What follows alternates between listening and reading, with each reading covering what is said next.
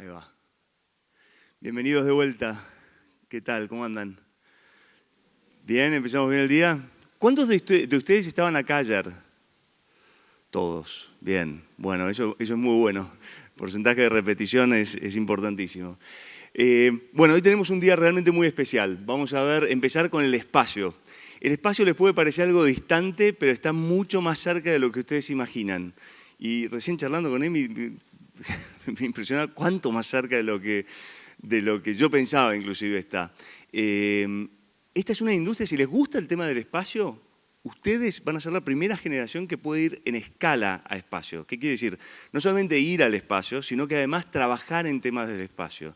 Y vamos a estar viendo dos personas que están trabajando hoy en cosas súper interesantes, pero esta es una industria que todavía es ni 1% de lo que puede ser de aquí a 10 años. Puede ser algo realmente explosivo y muy divertido. De ahí, y vamos a dedicar un buen tiempo para el tema del espacio, de ahí vamos a estar hablando sobre, después del break, vamos a hablar sobre computación ubicua. Vamos a hablar sobre lo que en el fondo ustedes ya conocen, que tiene que ver con los celulares, las computadoras y demás, pero vamos a ver un poco los horizontes que se presentan a futuro y vamos a tener algunos de los mejores emprendedores y algunos proyectos que creo que son particularmente interesantes y que les muestran inclusive, vamos a tener a la gente de Digital House, al fundador de Digital House, que es un señor emprendedor en sí mismo, pero además es una persona que está creando un semillero, entonces y es una puerta para que ustedes puedan meterse en el mundo de la computación también. De ahí vamos a tener en Camino Corporativo, así como ayer exploramos Camino Emprendedor, hoy vamos a explorar el Camino Corporativo, porque no todo el mundo necesita ser emprendedor. ¿Sí? Inclusive podés empezar trabajando como empleado, después ser un freelancer, después ser un emprendedor, la vida es larga y hay muchos caminos posibles. Y vamos a tener nada menos que al CEO de Google para hablar sobre eso y vamos a tener también al autor de un libro que se llama El trabajo del futuro y el futuro del trabajo, con lo cual creo que vamos a tener un panel realmente muy bueno y gente para hacerles buenas preguntas con respecto a cómo prepararse para ser un profesional exitoso.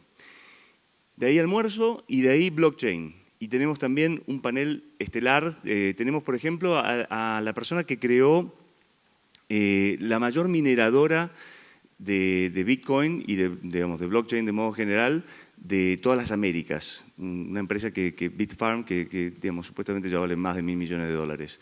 Tenemos también a Diego Gutiérrez Aldívar, que creó básicamente la comunidad de Bitcoin de América Latina y está haciendo una plataforma súper interesante para contratos inteligentes. Y vamos a tener al equipo de Zeppelin, algunos de los fundadores de Zeppelin, que es un startup que básicamente ya auditó más de $600 millones en todo el mundo de contratos inteligentes y de ICOs, de lanzamientos iniciales de monedas. Y de ahí vamos a realidad virtual y aumentada. Vamos a tener dos presentadores muy buenos, gente que está haciendo cosas para Disney, súper interesantes.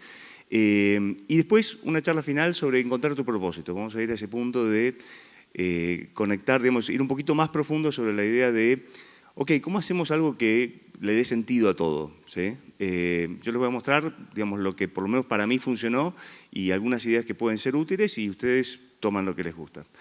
Así que nada, es un día muy, muy bueno y empezamos por el espacio, que la verdad que es un placer poder estar hablando del espacio en la Argentina y un lujo, porque mucha gente hoy tiene que estar resolviendo problemas mucho más existenciales, pero poder pensar en el espacio, no ya como una cosa distante o un lujo que no tiene nada que ver con la Tierra, sino algo que te puede generar un empleo, algo que puede ayudar a cambiar el mundo, algo que puede generar mucho valor, que puede generar una industria, es increíble, somos muy privilegiados de estar en este momento. Y tenemos el lujo de tener a Emiliano Kargeman, el fundador de Satellogic, que ya tiene cerca de 8 satélites en órbita, 8 satélites en órbita y tiene una fábrica de satélites singular, pero aparte con una mirada increíble. Y tenemos también a Guillermo Salvatierra de Frontech, de INVAP, es una subsidiaria de INVAP, una empresa que también nos da muchísimo orgullo como argentinos, que no solo hace cosas del espacio, sino también reactores nucleares y cosas de altísima tecnología, que muestran lo que es posible cuando apostamos a la gente en la Argentina. Y él está haciendo aplicaciones usando las imágenes satelitales para mejorar el rendimiento de los campos y de la agricultura como un todo y generar abundancia de alimentos. Si vemos esta industria, lo que vemos es que, digamos, Goldman Sachs está diciendo los lanzamientos en 2015 ya eran 11 veces más baratos que en 2010 y pueden pasar a ser 100 veces más baratos que hace 5 años. O sea, se viene una caída de costo y está ocurriendo una caída de costo de mandar cosas al espacio muy fuerte. ¿Y eso por qué? Porque tenemos, digamos, el espacio hasta ahora era el ámbito solamente de los gobiernos, ¿sí? Hasta hace unos años. Pero en los últimos años empezaron a entrar emprendedores a este mundo y a cambiar las reglas del juego. Gente como Elon Musk, como Jeff Bezos, como Richard Branson, como Emi también, haciendo cosas diferentes. Y acá lo que vemos es, digamos, que cuando ellos entran, una de las cosas que hacen es, empiezan a decir, bueno, pero los cohetes, ¿por qué los seguimos haciendo como eran hechos hace 50 años? Y empiezan a aplicar técnicas de manufactura avanzada, con impresión 3D, con nuevas formas de producir los cohetes, lo cual eso ya en sí baja el costo de ir al espacio, eso era SpaceX. La otra cosa que hacen es decir, digamos, específicamente Elon Musk, pero también, estamos con un problema con los videos. Bueno. Ustedes vieron ayer el cohete, ahí está, un cohete aterrizando verticalmente. Entonces esto permite la reutilización del cohete. Imagínense que tiráramos un avión cada vez que volamos, sería caro viajar, ¿no? Bueno, estamos aplicando el mismo concepto, ahora tenemos la posibilidad de reutilizar los cohetes. Y esto está permitiendo que aumente el número de lanzamientos, o sea que no es solamente que baja el costo, sino que además aumenta la cantidad de espacios en los cuales podés poner un satélite, y a eso se le suma que tenemos la estandarización con CubeSats. Básicamente un profesor de Stanford dijo, ¿por qué no vamos a estandarizar? Porque sus estudiantes se mataban diseñando satélites y dijo, vamos a hacer una cosa muy simple, 10 por 10 por 10, ¿sí? Entra en un cubo y alrededor de ese concepto se empezaron a crear otros satélites que tienen de repente 3 cubos, 2 cubos, ¿sí? 2 unidades, y eso simplificó muchísimo, permitió estandarizar la forma de desplegar estos satélites y que estos satélites puedan hacer piggybacking, puedan subirse junto a otros cohetes, digamos, cohetes que están lanzando otros satélites mayores, lo cual permitió que el emprendedor chico se pueda meter en este espacio. La otra cosa que vemos son nuevos cohetes. Vimos hace poco el Falcon Heavy, ayer se los mostré, y se viene después ahora el BFR, que es Big Fucking Rocket. Es así, literalmente. Y básicamente tiene una capacidad tremenda de llevar carga. Para tener una idea, el Falcon Heavy tiene capacidad de 70 toneladas versus el Space Shuttle que eran 30 toneladas, pero además el costo es de 150 millones de dólares versus el Space Shuttle de 1.500 millones de dólares por lanzamiento. El Big Fucking Rocket, 150 toneladas. Comparen eso contra, si no me equivoco, Emiliano, me corregís, 2 toneladas aproximadamente un cohete chino hoy, más o menos de payload. Los cohetes chicos, 2 toneladas. Entonces, estamos hablando de órdenes de magnitud mayores. Y esto está resultando en todo un ecosistema de startups que están surgiendo en todo el mundo. ¿Y para qué sirve todo esto? Para imágenes satelitales, para telecomunicaciones, para el turismo espacial que vamos a empezar a ver surgiendo en estos 2 o 3 años. Para todo lo que sea manufactura, hay un startup de Singularity que se llama Made in Space, que hizo impresoras, tenés acá las impresoras en 3D, que permiten imprimir cosas en la estación espacial y en vez de llevar los objetos, las piezas de mantenimiento, directamente llevan material para hacerlo, lo cual permite que tengan mucho menos stock, lo cual le torna mucho más barato. Pero además, lo que están empezando a hacer es, por ejemplo, fibra óptica en el espacio. ¿Por qué? Porque tienen menos impureza cuando se hacen en el espacio y eso permite que tengan mucho mejor rendimiento. Y la visión de ellos es decir, no, vamos a empezar también a hacer manufactura, por ejemplo, manufactura de satélites o armado de los satélites en el espacio. Entonces, se viene todo un potencial muy grande de manufactura ahí. La otra es minería. Hay miles de asteroides alrededor de... miles de asteroides miles de asteroides en el sistema solar y y básicamente uno de esos asteroides puede tener algo como 500.000 millones de dólares de metales preciosos, ¿sí? Entonces, en un asteroide podrías tener más platino, más oro del que nunca se sacó en la Tierra. Y hay gente que está empezando a desarrollar esto, startups que están empezando a desarrollar digamos, este negocio. Primero haciendo prospección para identificar con satélites básicamente inspirados en los de Emiliano, para ver qué satélites tienen mayor riqueza, por ejemplo, de agua, que puede tener mucho valor porque puede servir para combustible en el espacio. Y después lo que se viene es colonización. Y también puede parecer muy distante, pero estamos hablando de dentro de los próximos 10 años, esto está dentro, digamos, en el horizonte de planificación de SpaceX. Digamos, siempre se pueden atrasar un poquito, pero de todas maneras no están muy lejos, digamos, están diciendo 2024 para llegar a Marte y empezar a construir esto. Y después la otra que puede llegar a ser también es la posibilidad de transporte. Entonces podríamos pensar en, digamos, el BFR, por lo menos Elon Musk está diciendo esto. Hay gente que cuestiona, bueno, qué va a pasar con la fuerza de gravedad, digamos, los Gs, de la aceleración, y si la gente se la va a bancar, pero lo que él dice es, podríamos usar estos cohetes también para mandar personas de New York a Shanghái en poco tiempo, y podríamos conectar básicamente todo el planeta y basta con los aviones, y el costo de esto sería el mismo costo que tomarse un avión. Entonces podríamos ir en media hora, prácticamente, o menos de una hora, podemos conectar todos los puntos del planeta, podríamos ir de Buenos Aires a Shanghái en menos de una hora, y el costo es el mismo que un pasaje de avión. Vamos a ver si esto pasa, si resuelven el problema de los G, pero fuera de eso, el cohete es una realidad. Entonces, es una industria que hoy tiene 300 billones de dólares de tamaño, se espera que sea 3 trillones de dólares, hay espacio para todo el mundo, y la Argentina tiene un histórico en esto. Si se fijan, y a veces nos olvidamos de esto, en 1961 ya estábamos mandando cohetes a 20 kilómetros de altura. Esto lo vi, digamos, fuimos la 4ª nación a mandar un mono al espacio, la Argentina. ¿Okay? Hay pocos países que tienen la capacidad que tenemos en el espacio, o sea que podemos competir. Ahí ven, 100 kilómetros en 1965-66, 1969, 100 kilómetros. Acá 1970, 300, y 1972, 68, 72, 500 kilómetros de altura. ¿Qué pasó en los últimos 50 años? ¿Por qué no estamos? Tendríamos que haber seguido evolucionando, ¿no? Está bien, era más caro. Hoy podemos de vuelta plantearnos y tenemos el espíritu pionero que se necesita para aprovechar esta oportunidad. Ahí tenemos el tema del lanzamiento del mono. En fin, vamos para, esto no es el slide, vamos para Emiliano, le damos la bienvenida a Emiliano que nos va a contar qué es lo que está haciendo. Buenísimo. ¿Me escuchan? Gracias, Nacho. A ver, voy a ver si me conectas. Dale, me pones el HDMI.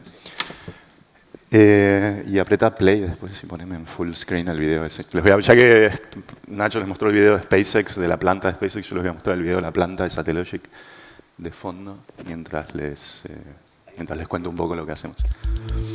Sácale el... ¿Sí? ¿Podés sacarle el audio? Gracias. Bueno, les dejo esto de fondo mientras les cuento un poco. Esta es la planta de integración donde integramos los satélites en Uruguay. Ahora les cuento un poco de eso. Gracias. A ver, yo cuando era chico, yo crecí en Buenos Aires, nací y crecí acá, estudié en la escuela pública, en la universidad pública. Y la verdad que creciendo en Buenos Aires yo digo, no quería ser astronauta cuando era chico, no tenía ningún pensamiento, digamos. Leía ciencia ficción, pero no pensaba ni que iba a ir al espacio, ni que iba a construir cosas que iban a ir al espacio. Digamos. Porque cuando yo crecí en Argentina en esa época, el espacio era algo que pasaba en la NASA, digamos, ¿no? Yo mandaba cartas, toda mi generación mandábamos cartas a la NASA para que nos manden las fotos que sacaban las sondas espaciales, digamos. Esto es antes de la existencia de la CONAE, antes de la existencia del Plan Espacial Argentino, digamos, ¿no? Entonces, realmente yo jamás pensé en el espacio, digamos, y me dediqué a otra cosa, me dediqué a la computación, me dediqué a la matemática, me dediqué a hacer software, me dediqué a hacer otras cosas. alrededor del 2009, lo que me pasó es que me empecé a desencantar mucho con el tipo de problemas que estábamos resolviendo. Yo había terminado mi primera empresa de software, me había ido de mi primera empresa de software, había montado un fondo de inversión de capital de riesgo y estábamos haciendo inversiones en empresas de tecnología en Argentina. Entonces agarrábamos, la idea era muy temprana, buscábamos grupos de chicos que tuvieran una idea y los financiábamos y los ayudábamos a desarrollar esa idea al principio. Y yo siempre digo, fue una de las experiencias más frustrantes de mi vida porque mucho de lo que veía es que el tipo de problemas que la gente quería resolver para mí no tenía mucho sentido, ¿no? Había como una especie de chiste que creo que todavía en algún sentido sigue siendo relativamente válido, que decía, bueno, de alguna manera las mejores mentes de mi generación se estaban enfocando en cómo vender publicidad mejor, digamos, ¿no? O sea, ese parecía ser el problema que todo el mundo estaba atacando y a mí realmente me parecía una pérdida de tiempo, ¿no? Yo decía, bueno, la mayor parte de los proyectos que vemos son proyectos de gente muy inteligente haciendo cosas muy tontas, digamos, ¿no? Y me daba mucha pena. Y entonces yo empecé a pensar, a poner en mi cabeza una especie de marco conceptual de cuáles yo pensaba que eran los grandes problemas que mi generación tenía que atacar. Cuáles eran los problemas que nosotros teníamos que resolver. Y en mi cabeza había como 3 grandes esferas de problemas. El principal problema tiene que ver con la alimentación. Si pensamos que vamos a ser 9.000 millones de personas en un par de décadas, ¿cómo vamos a hacer para alimentar a 9.000 millones de personas? ¿Cómo vamos a hacer para producir y para distribuir alimentos para 9.000 millones de personas? No solo eso, ¿cómo vamos a hacer para generar energía, ¿sí? y para distribuir esa energía a 9.000 millones de personas para que tengan un buen estándar de vida? Son problemas difíciles. Si ustedes piensan hoy lo que pasa en el mundo, digamos, en los lugares donde estamos relativamente desarrollados, por ejemplo, en los lugares, si quieren, más desarrollados, para sostener a una persona en una ciudad se necesitan más o menos 4 hectáreas de tierra. ¿Está bien? Eso incluye alimentación, incluye generación de energía, eso es lo que se necesita hoy aproximadamente, 4 hectáreas de tierra en un país desarrollado. En los países que están menos desarrollados, una persona se está sosteniendo hoy con más o menos media hectárea de terreno, digamos. Y esa desigualdad, digamos, entre 5 y media hectárea es una desigualdad, por un lado, alimentaria y por otro lado, de energía. Nosotros, la cantidad de energía que usamos para, no sé, acondicionar un lugar como este, digamos, es algo bastante significativo. Y si nosotros quisiéramos darle este nivel de vida, o sea, aire acondicionado, a toda la gente de la Tierra, hoy no tenemos manera de hacerlo, ¿no? Y mucho menos con 9.000 millones de personas. Entonces, ¿cómo hacemos para producir y distribuir alimentos para 9.000 millones de personas? ¿Cómo hacemos para generar y distribuir energía para que 9.000 millones de personas tengan un buen estándar de vida? ¿Y cómo hacemos para hacer esas dos cosas de una manera que sea sostenible, donde no nos comemos los recursos que no son renovables y no nos comemos los recursos de generaciones futuras, ¿no? Esas eran los grandes 3 áreas de problemas que yo empecé a identificar. Y cuando miramos esas áreas de problemas, lo que pasa es que nos damos cuenta muy rápido que hay muchas interacciones entre estas áreas de problemas, ¿no? Si nosotros podemos generar energía, podemos usar esa energía para desalinizar agua, ¿sí? Entonces agarrar agua de mar y transformarla en agua que podemos tomar o que podemos usar para regar un cultivo, digamos, ¿no? Y entonces generar alimentos con eso, digamos, ¿no? Pero también si tenemos un cultivo y generamos biomasa, podemos comerla, ¿sí? Podemos dársela de comer a las vacas, que es una manera de transformarla que es bastante ineficiente, digamos, podemos transformarla en whisky o en alguna otra cosa y tomárnosla, que es menos eficiente todavía desde el punto de vista del uso del suelo, o podemos quemar la biomasa para transformarla de nuevo en energía, ¿no? Entonces hay un montón de interacciones y de decisiones que tomamos todos los días nosotros como individuos, pero que toman también las empresas y que toman también los gobiernos, acerca de qué hacemos con los recursos que tenemos, ¿sí? Que afectan la manera en que optimizamos esos recursos para resolver los problemas de alimentación y de distribución de energía. Y lo que empecé a entender en el 2009, cuando empecé a pensar en esto, es que uno de los problemas principales que teníamos es que nadie tenía una buena idea de qué era realmente lo que estaba pasando, digamos, ¿no? No teníamos una manera de medir a nivel global lo que estábamos haciendo y no teníamos una manera de usar esa información o usar esos datos para generar modelos que nos permitieran tomar mejores decisiones. Entonces empecé a pensar mucho en cómo hacíamos para mejorar nuestra capacidad de adquirir datos de lo que pasa en el mundo, para mejorar la toma de decisiones que afecta a estos grandes a estos grandes problemas, ¿no? Y la verdad que, digamos, desde el punto de vista de tecnología empecé de una manera bastante agnóstica, empecé pensando quizás podíamos usar los teléfonos celulares para recopilar información a escala global, quizás tenemos que ir a distribuir redes de sensores y tirar sensores así por el mundo, pasar con aviones y tirar sensores. Después pensé, quizás podemos usar los autos, quizás podemos usar los aviones. En esa época, 2009, empezaban a aparecer los primeros drones así a control remoto. Y entonces dije, bueno, quizás podemos hacer drones. Y terminé cayendo en los satélites, un poco de casualidad, porque estaba pasando una temporada en un centro de investigación que tiene la NASA ahí en Mountain View. Pero un poco también fui decantando a la idea de los satélites de órbita baja, porque los satélites nos daban realmente una capacidad muy única, ¿no? Cuando uno pone un satélite en órbita, el satélite gira alrededor de la Tierra y la Tierra gira abajo del satélite. Entonces, un satélite eventualmente cubre todo el mundo. Y entonces era una cuestión simplemente para recopilar la información que yo quería, con la frecuencia que yo quería, para informar los modelos de toma de decisión, era una cuestión de poner suficientes satélites, ¿sí? Para empezar a capturar esos datos, ¿no? Y hay como una especie de trade-off o de intercambio, digamos. Cuanto más arriba uno se va, tiene una visión más panorámica, digamos, de lo que pasa, ¿no? Tiene como menos resolución, pero tiene una visión más panorámica, puede ver más cosas al mismo tiempo.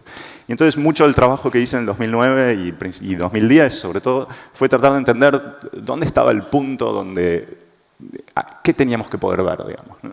Y bueno, mi análisis me terminó diciendo que bueno, para entender lo que estaba pasando en la Tierra teníamos que lograr ver cosas que tuvieran más o menos el tamaño de un metro, ¿sí? Porque ese es el campo, digamos, la escala en la que la actividad humana se puede ver, ¿no? Digamos, obviamente si tenemos mejor resolución, mejor, pero si uno empieza a tener peores resoluciones de un metro, empezás a perderte mucha de la actividad del hombre, ¿no? No podés ver vehículos, no podés ver aviones, no podés ver movimientos de gente, no podés ver las plantas individuales en un campo. Entonces dije, bueno, también es fácil el problema. Tenemos que poner una cantidad de satélites que nos permitan medir lo que está pasando en la Tierra metro por metro, ¿no? Ver toda la superficie de la Tierra metro por metro. Hice unas cuentitas en un papel y dije, bueno, ¿cuántos satélites necesitamos para hacer esto, por ejemplo, todos los días? Y empecé a hacer las cuentas y dije, necesitamos unos 330 satélites para hacer esto todos los días. Y entonces fui a ver cuánto costaban los satélites que permitían hacer eso. Y dije, bueno, un satélite que te permite tomar imágenes más o menos de 1 metro de resolución de la Tierra, en ese momento costaba unos 400, 500 millones de dólares. Necesitábamos hacer 330. Y yo siempre digo, en ese momento me tendría que haber ido a mi casa, digamos, y haber dicho, bueno, vamos a dedicarnos a otra cosa, porque esto, evidentemente, va a ser muy difícil convencer a alguien de que me dé toda esa cantidad de plata para poner 330 satélites en órbita. Pero lo que me pasó fue distinto. Yo vengo de la industria informática, digamos, o sea, y vengo de, no sé, de jugar con mi computadora y con mi celular. Y lo que me pasó fue, empecé a decir, bueno, pero un satélite, en definitiva, es una cosa que tiene como el tamaño, yo qué sé, ponele un satélite de esos, de 330 millones de dólares, ponele que, no sé, va desde allá hasta acá, ¿sí? Entonces yo digo, bueno, yo te doy un container, ¿sí?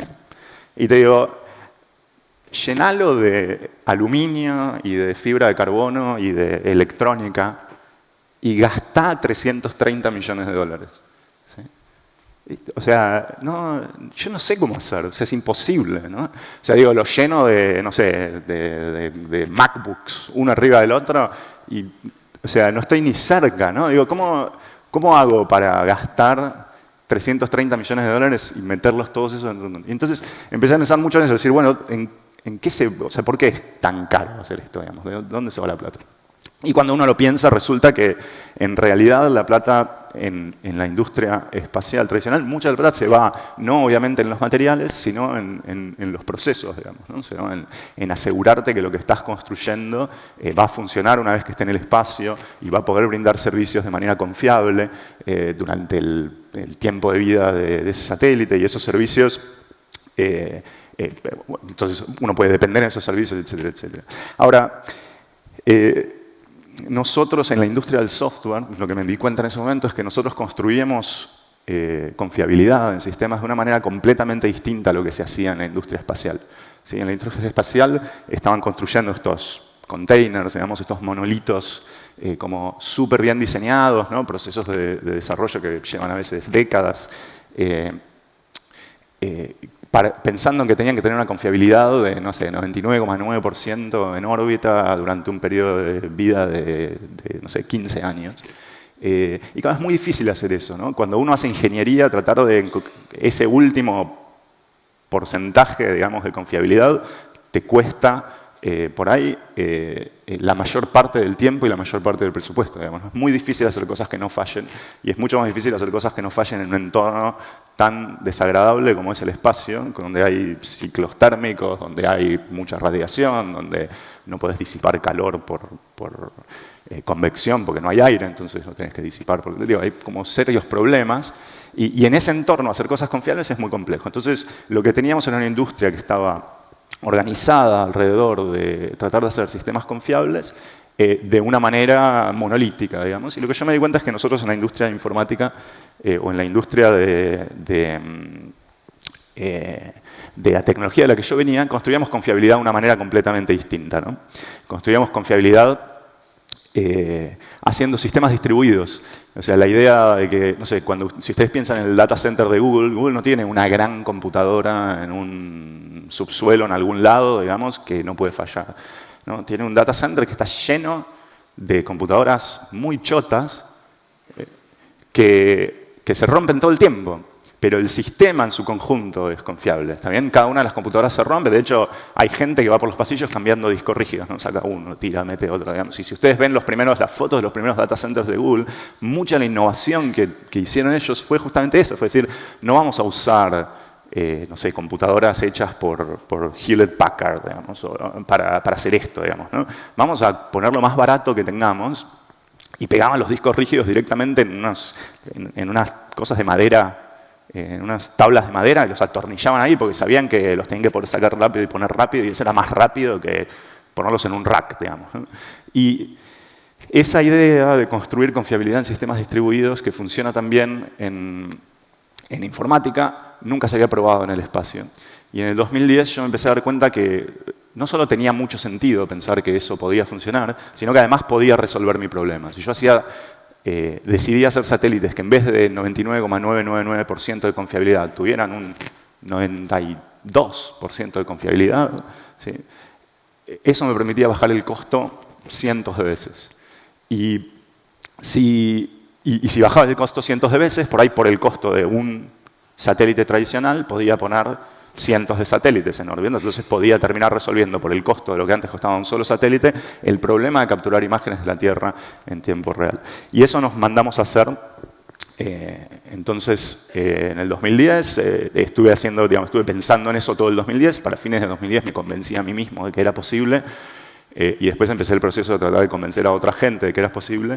Alguna de las primeras personas que creo que no se convenció de que era posible, pero por lo menos me abrió la puerta para poder hacer esto, está acá, que es Cacho Otegui, de INVAP.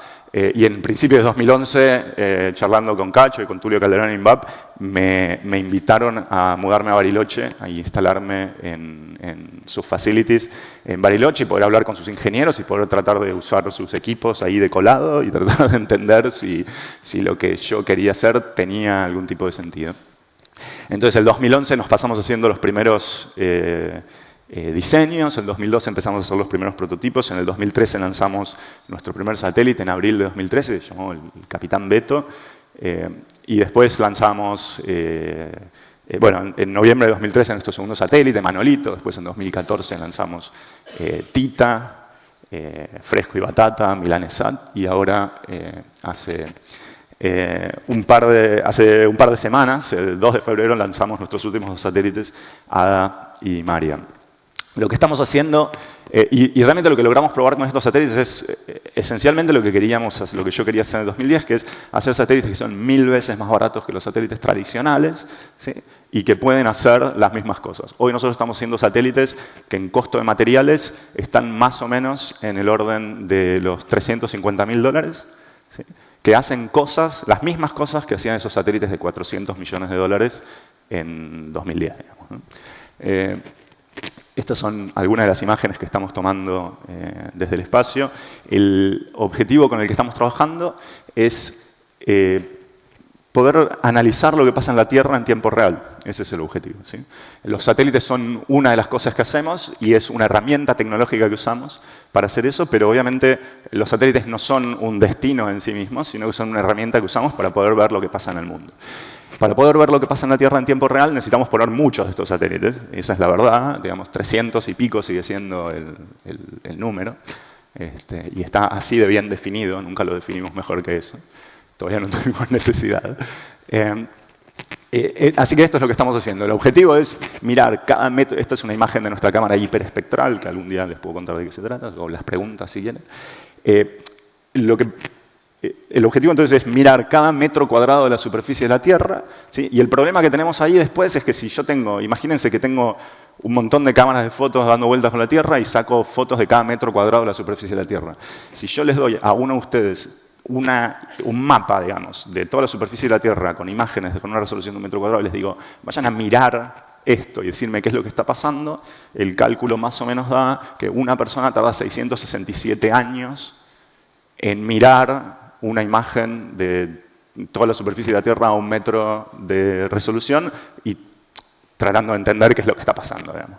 Entonces, el siguiente problema que tenemos es que, claro, y nosotros vamos a estar haciendo esto todos los días, entonces necesitaríamos una cantidad enorme de gente, digamos, ¿no? Haciendo esto, mirando la superficie de la Tierra para entender lo que pasa. Entonces, eso no es una solución. Entonces, lo que estamos haciendo es pasando todas estas imágenes y todas estas cosas que bajamos a través de una serie de algoritmos de Machine Learning, ¿sí? Y una serie de algoritmos automatizados que nos permiten analizar automáticamente todo lo que está pasando y por lo menos quedarnos con un pequeño porcentaje de cosas que necesitan que alguien vaya y las mire, digamos, ¿no? Y la gran mayor parte de cosas. Entonces, estamos haciendo detección automatizada de objetos, clasificación automatizada, y ese tipo de cosas, ¿sí? Entonces, completo el sistema es una constelación de satélites dando vuelta a la Tierra, que captura un montón de imágenes de lo que pasa en el mundo, con un sistema de inteligencia artificial que deriva de todas esas imágenes un conocimiento de qué es lo que está pasando en el mundo. Y en definitiva, el objetivo es que nosotros a este sistema le podemos hacer preguntas. Entonces vos le podés hacer una pregunta y decís, bueno, ¿cuál es el grado de madurez de todos los granos de café de Kenia? ¿Sí? Y entonces te responde. Tanto, digamos, no sé, ¿y cuándo van a estar en condiciones de cosechar? Tal día, digamos, ¿no? Y bueno, Guillermo les va a hablar después un poco de cómo se hacen este tipo de cosas basadas en imágenes satelitales. Otra pregunta puede ser, bueno, ¿cuántos barcos petroleros pasaron la última semana por el Golfo de Hormuz? ¿Sí? Donde pasa el 90% del petróleo del mundo. Tantos. ¿Y cuánto petróleo llevaban? Bueno, ¿cómo sabes cuánto petróleo lleva un barco desde el espacio? Es una buena pregunta, pero resulta que si vos mirás la profundidad a la que viaja el barco, digamos, y entonces, ¿cómo se llama? El wake, lo que va dejando atrás, la estela que va dejando, gracias, la estela que va dejando atrás, por la profundidad a la que va el barco, el tamaño de la estela es distinto, entonces, cuando mirás eso, ahora les voy a mostrar en un videito. Cuando mirás eso, podés saber qué tan cargado va el barco, entonces sabes qué tan cargado, sabes cuánto petróleo lleva. Resulta que hay ciertas preguntas muy básicas acerca del mundo que hoy nadie puede contestar. Nadie sabe cuál es el stock de petróleo que hay en el mundo hoy, ¿sí? O sea, nadie sabe, o sea, cuál es el stock de lo que sacamos, digamos. O sea, no lo sabe nadie, ¿no? Porque las naciones petroleras tienen una serie de compromisos, tienen una serie de tanques por distintos lugares. Uno debería mirar dónde están todos estos tanques, pero aparte lo que empiezan a hacer en algún momento es empezar a poner petróleo en los barcos y dejar los barcos por ahí, digamos. Y eso es muy difícil de medir. Y entonces nadie sabe cuál es el stock de petróleo del mundo, que es algo relativamente crítico. Ahora, hay problemas más graves. Nadie sabe cuál es el stock de granos del mundo tampoco, ¿no? O sea, nadie, digamos, y nosotros, Argentina es pionero en implementar una tecnología, es la tecnología de las silobolsas, ¿sí? Que le permite a alguien, digamos, cosechar y meter su grano en una bolsa en lugar de tener que llevarlo a un silo, entonces no le paga alquiler a nadie, digamos, para mantener eso ahí y le permite decidir en qué momento comprar, en qué momento vender su grano. Está buenísimo, pero el efecto que eso tiene es que los stocks de granos hoy ya no están centralizados cerca de los puertos en los silos, sino que están distribuidos por toda la superficie plantable, digamos, ¿no? Y esa tecnología que empezó acá en Brasil se va a expandir al resto del mundo. Y la realidad es que si hoy, de hecho, ustedes hoy le preguntan a alguien, no sé, en el Ministerio de Agricultura argentino, ¿cuál es el stock de granos de Argentina? Nadie tiene ni idea, digamos. Hay estimaciones, ¿no? Alguien pasó por ahí, vio que había una silobolsa Anoto un numerito. Bueno, desde el espacio estas preguntas son muy fáciles de contestar y eso es un poco lo que estamos haciendo. Estos son los satélites, los vieron antes, estos dos los vieron mientras los estábamos construyendo en la planta. Hoy tenemos 8, esto ya me quedó viejo, lo tengo que updatear. Hoy tenemos 8 en el espacio, estamos armando este año la capacidad para lanzar 15 satélites por trimestre el año que viene. O sea, a fines del año que viene esperamos tener suficientes satélites en órbita como para darnos un mapa completo de toda la Tierra a 1 metro de resolución todas las semanas. Y hacia los primeros años de la década que viene, 2020-2021, deberíamos estar en condiciones de hacer un mapa completo de lo que pasa en la superficie de la Tierra todos los días. Pero además de eso, la misma tecnología nos da esencialmente la capacidad de mirar lo que pasa en un punto particular que nos interesa, esencialmente en tiempo real. ¿Sí? Tener un video constante de puntos particulares de la Tierra que nos interesan, que es algo que hoy tampoco existe. Para que se den una idea de lo disruptivo de lo que estamos haciendo, y voy a acelerar así cierro, me voy a saltar un montón de estos slides. Lo que está acá en gris son todas las constelaciones de satélites planeadas con capacidad de 1 metro de resolución o más. Y lo que está en celeste es nuestro plan de escalabilidad, digamos, de la constelación que estamos haciendo. La diferencia fundamental es que nuestros satélites cuestan 1000 veces menos que los satélites tradicionales, pero incluso cuestan 50, 100 veces menos que los satélites de las compañías que están haciendo satélites pequeños pensando en hacer este tipo de constelaciones. Y eso nos da la posibilidad de escalar de una manera completamente distinta. Y parte de la tesis es que esta diferencia en escala cambia completamente el juego, digamos, ¿sí? El juego cambia completamente si yo paso de tener un puñado de satélites y tengo que empezar a pensar cuándo va a pasar el próximo satélite para poder servir a un cliente y demás, yo tengo simplemente, imagínense, un motor de búsqueda sobre lo que pasa en el planeta donde le puedo preguntar lo que está pasando sin tener que preocuparme, en definitiva, por si hay satélites, no hay satélites, si pasa un satélite, si Emiliano lanzó un satélite, ¿no? O sea, paso a un modelo donde el mundo literalmente está digitalizado y está disponible para hacer procesamiento y para tomar decisiones. Y ese es el gran cambio de lo que estamos planteando. Voy a saltearme un montón de cosas. Les dejo estos dos. Estos los bajé anoche, así que están crudos del satélite. Son 2 videos que estamos terminando de hacer el commissioning, la puesta en marcha de los satélites que lanzamos hace un par de meses. Estos son 2 videos, uno tomado por cada uno de los satélites que lanzamos hace menos de un mes. Ahí ven barcos. Este es el wake de un barco, la estela. Esto es un puerto y eso es el aeropuerto de Busan, me parece, y este puerto ya no sé, no me acuerdo. Pero los bajé así anoche crudos de lo que estaba para mostrarles algunos videitos. Es decir, bueno, a esto estamos apuntando, digamos, ¿no? A poder mirar la Tierra en tiempo real. Y bueno, este es el tipo de cosas que estamos... Están reducidos en escala, así que no van a ver acá la resolución de 1 metro, están más o menos a 2 metros o 3 metros, porque los achiqué para que entren en la pantalla. Pero bueno, eso es un poco lo que hacemos.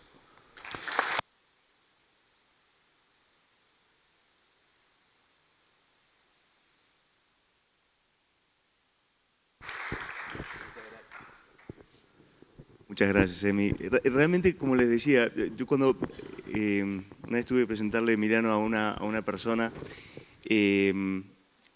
y le decía, mira, yo creo que así como hace 500 años, digamos, estábamos cruzando, digamos, de Europa a América y fue uno de los grandes viajes de la humanidad, que cambió la humanidad, hoy estamos viendo a la humanidad dando un salto en el espacio en serio y eso va a cambiar la historia. Y tenemos a alguien como Emi haciendo esto y la verdad es que creo que es muy, muy bueno poder tener contacto con alguien así. Y bueno, también tenemos una empresa como Inbap, que también es increíble y también es el producto de soñadores como Cacho y como Baroto y como tanta gente que dijo, ¿y por qué no podemos hacer estas cosas en la Argentina? Esto ya, digamos, mucho antes, en los años 70. Y bueno, un desprendimiento de esa gran empresa es Frontec, que hoy está utilizando las imágenes que se generan en este tipo de satélites para impacto particularmente en la agricultura. Así que Guillermo Salvatierra, gerente general de Frontec, un placer tenerte aquí. Gracias, voy a usar gracias Ignacio. Este es. Bueno, muchas gracias. Me parece que es fantástico, no va a ser sencillo después de lo estimulante de las conversaciones o de las charlas de Ignacio y de Emiliano, mantener el nivel, pero por lo menos vamos a tratar de comunicarles algo que estábamos haciendo y que va un poco en línea con lo que ellos empezaron comentando y que tiene que ver también con cómo estamos utilizando, cómo vamos a utilizar una nueva dimensión, digamos, económica, tecnológica, que es el espacio, para resolver problemas importantes que tiene que resolver la humanidad, la economía, la sociedad, el mundo en general, ¿no es cierto? En primer lugar, contarles un poco la historia, ya Ignacio les adelantó algo. Frontec es una compañía originada en INVAP. INVAP es una compañía que se dedica a hacer satélites, no de los pequeños que hace Emiliano, sino de los satélites más grandes. Ya ha trabajado en diferentes proyectos con la NASA, que son satélites que requieren otro nivel de servicios, que requieren otros niveles de energía, porque censan muchas veces utilizando otro tipo de sensores que requieren esfuerzos diferentes. Pero en un punto, después de que INVAP había recorrido un camino y había construido ya 4 satélites en proyectos liderados por la Agencia Espacial Argentina y en asociación con la NASA, y tenía en construcción 2 satélites más con la agencia italiana, también en un proyecto liderado por la NASA, había lanzado 2 satélites de comunicaciones, se comenzó a pensar qué más se podía hacer, porque buena parte de las aplicaciones, especialmente los satélites de observación de la Tierra, eran de aplicación científica, o sea, la utilizaban en el mundo académico, en el mundo universitario, en el mundo de la investigación, pero no había una gran aplicación que tuviera que ver con resolver problemas de la sociedad y la economía en nuestro país, en América Latina, y allí surgió la idea de pensar, bueno, pero la Argentina en verdad es un país que tiene un potencial enorme, por lo menos en muchos campos, pero por lo menos en 2 campos. Ya Ignacio mencionó, tenemos una poderosa e interesantísima historia en el marco de la industria espacial. Emiliano es un ejemplo clarísimo de ello. Y además, por supuesto, tenemos un liderazgo reconocido ya de muchos años en el sector agropecuario.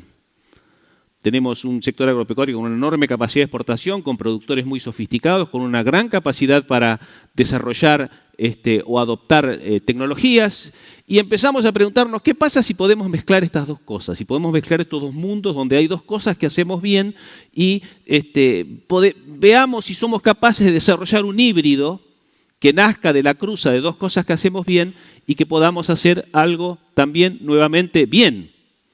Y que quizá en el futuro nos permita no solamente que la Argentina sea un gran exportador de granos, que de hecho ya lo somos afortunadamente, ¿no? Y que no solamente la Argentina sea un gran productor de productos de base agroindustrial, sino que seamos un gran exportador de la tecnología que permite producir mayor cantidad de granos, que es otra dimensión de una enorme importancia que también a nosotros nos puede permitir crear empleos, generar nuevas oportunidades de trabajo para la gente joven, y todo esto basado en nuestra historia, en cosas que ya hoy estamos haciendo.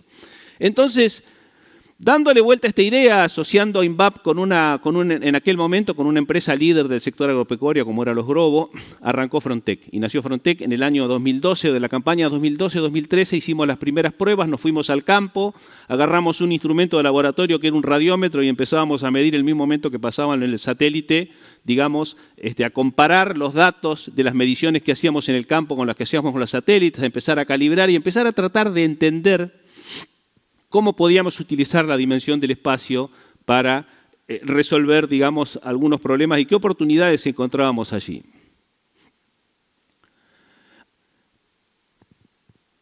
Toda gran empresa requiere enfrentar un gran desafío. Yo creo que Emiliano también lo expresó muy bien. Si no tenemos un desafío de proporciones y de importancia, no va a ser sencillo que seamos capaces de construir una gran empresa en el sentido más amplio de la palabra, en el sentido de construir un proyecto desafiante y capaz de atender algún problema relevante. Y también se mencionó aquí, digamos, que un problema relevante que tenemos es que en este planeta van a haber 9.700 millones de habitantes, hay que aumentar el 70% de los niveles de producción de productos agrícolas de acá hasta el 2050. Hoy en día somos 7.300 millones. El cambio de dieta hace que no solamente el crecimiento lineal de la población, sino el tipo de alimentación que está demandando, el crecimiento de los niveles de vida, especialmente en los países que hoy en día son considerados más rezagados, está llevando al planeta a empezar a chocarse con sus límites físicos. ¿sí? Porque hasta mediados del siglo pasado éramos capaces de incrementar la producción agropecuaria principalmente incrementando la superficie cultivada, porque teníamos frontera agrícola sobre la cual avanzar. Pero eso se ha terminado ya, digamos, porque si queremos avanzar queremos incrementar la superficie agrícola, lo que tenemos que hacer es deforestar, y no podemos deforestar, porque vamos a destruir el hábitat en el cual estamos desarrollados. Entonces, a partir del 2000, desde el mediados del siglo pasado, empezó lo que se llamó la Revolución Verde, que es incrementar la productividad basados especialmente en tecnologías que tenían que ver con fertilizar, utilizar biocidas, desarrollar nuevas variedades vegetales. Posteriormente vino la biotecnología y de esa manera logramos mantener, aunque no podíamos incrementar la superficie, el incremento de la productividad agrícola para poder seguir alimentando al mundo. Pero hoy en día nuevamente encontramos otro límite enorme y es que este último modelo de crecimiento de nuevo enfrenta un límite ambiental muy importante. O sea, por un lado tenemos que incrementar significativamente la producción y por otro lado no podemos hacerlo con el modelo que lo estamos haciendo. Porque vamos a comprometer mucho más nuestro planeta, porque vamos a eliminar la biodiversidad, porque vamos a contaminar el agua, porque no tenemos más tierras sobre las que avanzar, por las razones que ustedes, creo yo, está ampliamente explicado. Me parece que también, como todos sabemos, somos conscientes que la agricultura aporta el 30% de los gases de efecto invernadero al planeta y entonces tenemos que encontrar una manera diferente de conseguir estos incrementos de productividad agropecuaria. Y la forma que tenemos hoy en día es hacer una agricultura mucho más inteligente. Es los que han estudiado, pasar de los modelos de agricultura fordista a un modelo de agricultura inteligente, un modelo de agricultura que es capaz de reconocer la singularidad de cada pedazo de nuestra tierra y darle una respuesta específica a ella misma. Y esta agricultura inteligente presenta un enorme desafío que es contar con datos precisos de cada pequeña porción de la tierra. Lo que sucede, y el problema que tenemos para contar con datos precisos de cada pequeña porción de la tierra, es que en el mundo hay 15.000 millones de hectáreas de agricultura. Entonces tenemos que hacerlo para 15.000 millones de hectáreas, para una superficie fenomenal. ¿Por qué? Y porque cuando uno cosecha un pequeño lote de un cultivo, maíz, por decir algo, en una pequeña parte del lote uno va a encontrar que el maíz rindió 11.000, 12.000 kilogramos por hectárea. Y en otra parte, muy cercana, quizá a 500, 600 metros de esa primera parte, uno va a encontrar que el maíz rindió 5.000 kilos. Lo que hay es una enorme heterogeneidad en la productividad de los suelos. Hoy en día estamos tratando esas dos partes del lote de la misma manera. Estamos aplicando el mismo cultivo, estamos aplicando la misma densidad de semillas, estamos aplicando la misma cantidad de fertilizantes. Entonces es evidente que en algún lugar estamos desperdiciando fertilizante, y cuando estamos desperdiciando fertilizante estamos contaminando el agua, estamos aplicándole una mayor cantidad de semillas que la que los suelos pueden alimentar y soportar, y en consecuencia estamos produciendo un impacto negativo sobre el deterioro de los suelos, y en la otra parte nos estamos perdiendo rendimiento porque podríamos aplicar una mayor cantidad de fertilizante o podríamos aplicar una mayor densidad de semilla y de esa manera obtener un mayor rendimiento sin afectar el medio ambiente. Entonces, estas formas precisas de hacer agricultura más inteligente requieren que seamos capaces de reconocer la heterogeneidad en la productividad de los suelos para cada píxel de los 15.000 millones de hectáreas que tenemos en todo el planeta. Y nos requiere también que seamos capaces de entender, porque dentro de 2 años vamos a sembrar maíz de nuevo en el mismo lote, y van a seguir habiendo diferencias en la heterogeneidad espacial de los suelos. Pero además va a haber otra diferencia que va a estar aportada por el diferente clima, porque en todos los años el clima es distinto y el agro es muy dependiente del potencial de los suelos y del clima. Y el clima varía significativamente de un punto a otro, no digamos del planeta o del país. Varía a veces con bastante intensidad. A 50 kilómetros o a 30 kilómetros de distancia llueven 50, 60 milímetros de diferencia, más o menos en un lado que en el otro, y de esa manera tenemos diferentes impactos en los cultivos. Entonces, nuevamente, es crítico contar con datos de cada uno de estos píxeles. digamos, en el caso de los datos climáticos. Porque estos son los dos elementos dados que tenemos en la agricultura, y una vez que tenemos todos estos dos elementos dados, lo que vamos a hacer es tomar una serie de decisiones para administrar el potencial de nuestros suelos, el condicionamiento de nuestros climas, y poder definir entonces ahora de mejor manera en qué fecha vamos a sembrar, con qué cultivo vamos a llevar adelante, con qué densidad de siembra lo vamos a hacer en cada píxel de nuestro lote, qué cantidad de fertilizante vamos a aplicar a cada parte, qué cantidad de biocida, en qué momento vamos a cosechar. Todas esas decisiones hoy en día son tomadas prácticamente sin información.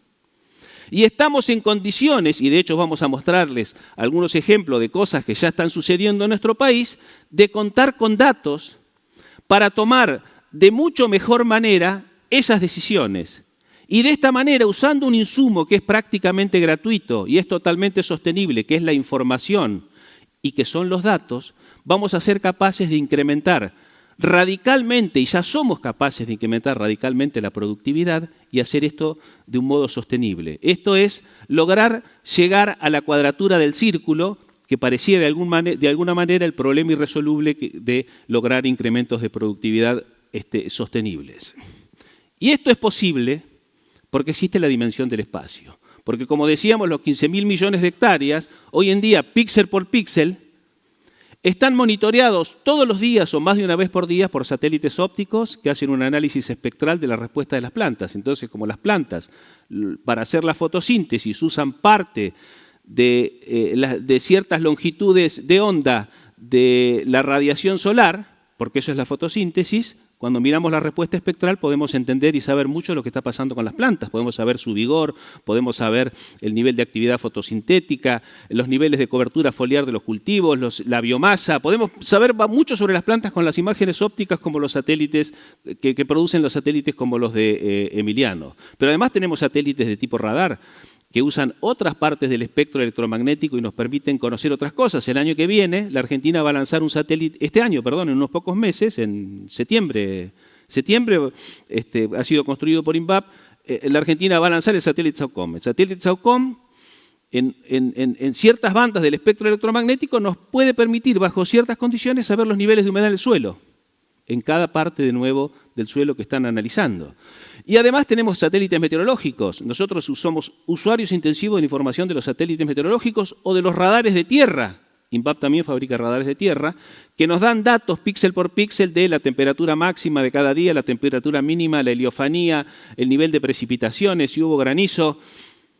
Imagínense tener estos datos, y estos datos los tenemos cuando nos vamos para atrás, por ejemplo, con imágenes ópticas del año 73, porque el satélite Landsat cada 21 días está tomando imágenes y las va archivando. Y les voy a dar una gran noticia. Esas imágenes son gratis. Ustedes van a ir al sitio web de la NASA y van a conseguir esas imágenes de modo gratuito y las van a poder usar en el volumen que ustedes quieran para procesar y empezar a descubrir nuevas cosas. Del mismo modo que las imágenes del satélite Sentinel son gratis, y muchas de las imágenes de esta información, mucha de la información meteorológica que producen los satélites, los radares, también son gratuitas. Y de esa manera, además, tenemos máquinas que están tomando datos en el campo. Entonces, en definitiva, lo que estamos haciendo es que cuando mezclamos todo esto, muchos datos, nos vamos al campo, desarrollamos tecnologías, con esas tecnologías que mezclan lo agronómico con las tecnologías de software, especialmente tecnologías que nos permiten procesar grandes cantidades de datos y encontrar patrones escondidos que a veces ni la estadística puede encontrar, tecnologías como el machine learning o, en el caso del agro, el deep learning, porque para hacer cosas como las que mencionaba recién Emiliano, que es saber cuántas hectáreas hay cultivadas de maíz en la Argentina, que no terminamos de saber en la discusión. Maizar dice una cosa y el Ministerio de Agricultura dice otra. ¿Quién tiene razón? Lo podríamos medir hoy en día. Podríamos saber ese tipo de cosas a través de este tipo de tecnologías. Entonces estamos mezclando muchos datos, tecnologías de software, ciencia agronómica, lo convertimos en un software, lo convertimos en algoritmos, en un software para que se pueda automatizar y procesar esas grandes cantidades, lo subimos a la nube, lo convertimos en productos que el productor pueda entender, lo bajamos a un móvil o a una computadora y aunque no tengamos internet en el campo, lo ponemos offline, nos bajamos el mapa con el GPS del móvil, nos vamos al campo a ver lo que está pasando según todo este ciclo de datos y de realidad. Y allí volvemos al punto que decíamos al principio. Tomamos muchas mejores decisiones de fertilización, de refertilización, del momento de la cosecha, o empezamos a entender mejor lo que pasa y el año que viene vamos a tomar mejores decisiones y así el agro se ve beneficiado de estos hechos. ¿Qué impacto tiene esto? ¿Qué impacto ha tenido esto en la Argentina? Que es el primer lugar donde hemos empezado a trabajar. Aquí hay un artículo muy interesante que se los recomiendo, salió hace 2 o 3 meses en el diario El País, donde la empresa Los Grobo, que antes era socia, era una socia y es cliente nuestra, muestra cómo desde la ciudad de Carlos Casares monitorean las decenas de miles de hectáreas de producción que tienen y un agrónomo que está en Carlos Casares puede discutir con un agrónomo que está en un campo en Mar del Plata, en Córdoba, los niveles de fertilización para cada parte del lote, la densidad de siembra, qué tipo de manejo van a aplicar el momento de la cosecha o alertarlos sobre que hay problemas en algún cultivo porque el monitoreo periódico de los cultivos nos permite saber que hay estreses en ciertas partes de ciertos lotes que hay que ir a mirar, hay que sacar la camioneta e ir a mirar. Esto se llama agricultura digital. Es digitalizar toda la información de la agricultura, digitalizar la medición de la evolución de los cultivos y poder tomar decisiones y gestionar. Si lo puedo medir, lo puedo gestionar. Eso que era válido para la industria, para los servicios, hoy en día empieza a ser válido para la agricultura a través de este tipo de tecnologías de lo que llamamos la agricultura digital. Tenemos modelos para cómo fertilizar. Este es un ejemplo de otra de las cosas que hacemos. Un cliente nuestro, una empresa de agroservicios, este año arrancó la campaña muy preocupada por las inundaciones. Porque ya nos olvidamos, pero este año arrancamos con inundaciones. Entonces nos pidió, este es un sistema que le hemos hecho, donde a pequeña escala, a nivel lote, pueden ir midiendo cómo evolucionan las inundaciones, porque eso afectaba mucho los servicios que ellos brindaban y le vamos proveyendo cada 15 días un mapa actualizado de inundaciones de pequeña escala, acá está visto con un zoom out, digamos, para que vean que empezamos hablando de inundaciones y terminamos en una campaña como la actual, que estamos en el medio de una sequía preocupante que está bajando los niveles de rendimiento del agro. Acá hay algunos otros ejemplos de cosas que hacemos. Por ejemplo, allí es monitoreo de bosques, hacia arriba, es la detección que hicimos para un cliente del área afectada de un bosque por incendios, monitoreo de riego para cultivos de papa en la zona de Balcarce, o análisis de niveles de daño y medición de superficie dañada por eventos climáticos como granizo para compañías de seguro. Estos son casos reales de otros aspectos y utilizaciones que podemos hacer de este tipo de tecnologías, pero para decirles algo práctico, esto no es algo que estamos pensando que va a suceder, es algo que en nuestro país ya está sucediendo. En la Argentina, en esta campaña y a través de los servicios de Frontec, hay más de 3 millones de hectáreas que están recibiendo servicios de agricultura digital en su lote a través de su celular o a través de su computadora. Ahí tienen el tipo de cultivo, la cantidad de usuarios, y esto se refleja en cosas que hace 3 años ni nos imaginábamos. Por ejemplo, que de repente el Google Analytics nos diga que estamos teniendo 60.000 visitas, un sitio donde la gente solamente entra a mirar su lote, a buscar un dato. No somos un mercado libre ni un periódico por internet que deberíamos tener muchas visitas. Las visitas que tenemos son visitas prácticas de gente que va a buscar en su lote información para tomar decisiones y para actuar. Otra cosa muy interesante que empieza a derribar los mitos acerca de cómo suceden estas cosas en el mundo digital es cómo este año la tecnología mobile, el uso mobile de nuestra plataforma ha superado al uso desktop.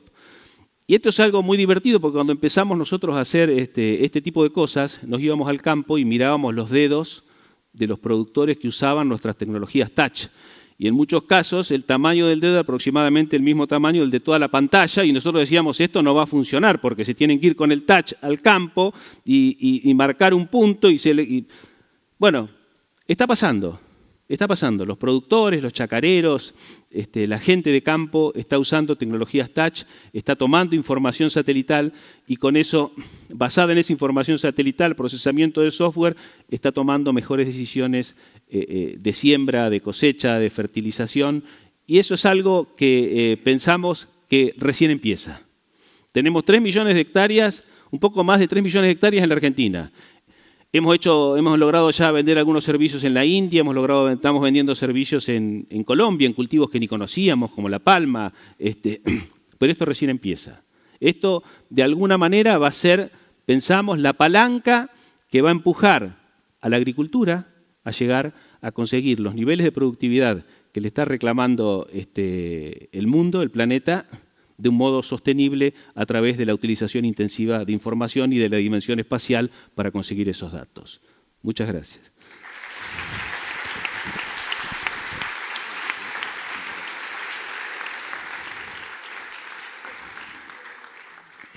Espectacular. Yo podría hacer preguntas, pero voy a dejar que ustedes hagan las preguntas, porque me parece que es mejor. Tenemos un rato para charlar, por suerte tenemos tiempo para charlar con Guillermo y con Emiliano. Entonces, ¿preguntas? A ver. Quería preguntar dos cosas. Primero, ¿qué era una cámara hiperespectral? Que me había quedado con la duda.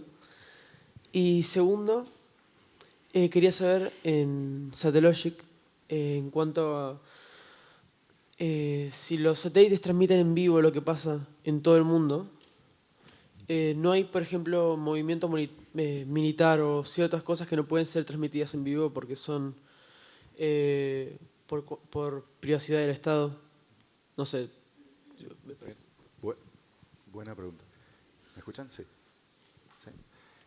A ver, la cámara hiperespectral, básicamente cuando vos, como nosotros vemos, digamos, la luz nos llega del Sol, si querés, cada uno de los fotones que llega del Sol llegan en un montón de longitudes de onda distintas, digamos, en el espectro visible y fuera del espectro visible.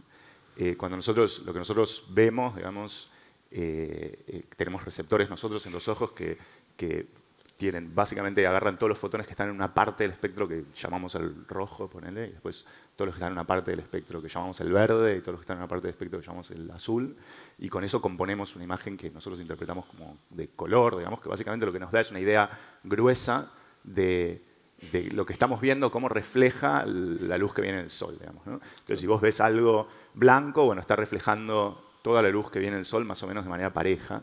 Si ves algo azul, bueno, es porque está reflejando todos los fotones que venían en la parte del espectro que nosotros vemos como azul y absorbiendo todos los que vienen en la parte de rojo o en la parte del verde, digamos, ¿no?